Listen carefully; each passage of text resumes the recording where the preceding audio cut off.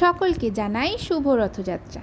আজকে যেহেতু সোজা রথ, তাই সকাল সকাল উঠে স্নান টান করে আগে পুজোটা করে নিলাম। আর এদিকে তারপর বসিয়ে দিলাম নিজের জন্য 1 কাপ গরম গরম চা। এদিকে মেয়ে গেছে ওর বাবার সাথে বাজার করতে। এদিকে আমি এখানে বসেছি চা নিয়ে।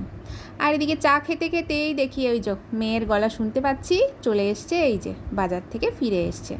আর এসেই বলতে শুরু করেছে, মা আমি এই এনেছি ওই এনেছি, মানে বাচ্চাদের যা হয়। আজকে বাজারে কী কী কিনেছে, পাপা কী কী কিনে দিয়েছে, সেসবই এখন বলতে শুরু করেছে।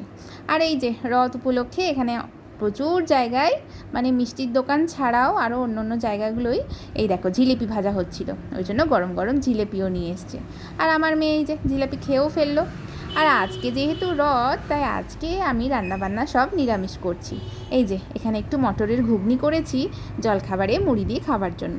আর দুপুরের রান্না এই যে কুমড়োর তরকারি করব, একটুখানি বেসন বড়ার ঝাল দেওয়া করব, আর করব অল্প করে একটু পোস্ত। ওদিকে ভাতটাও আমি বসিয়ে দিয়েছি। আর এই যে এদিকে কুমড়োর তরকারিও হচ্ছে।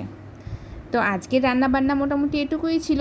এমনিতেও আজকে হাজব্যান্ডের আবার ডিউটিও আছে দুপুরে। তো চলো আজকের মতো ভিডিওটা এখানেই শেষ করছি। টাটা।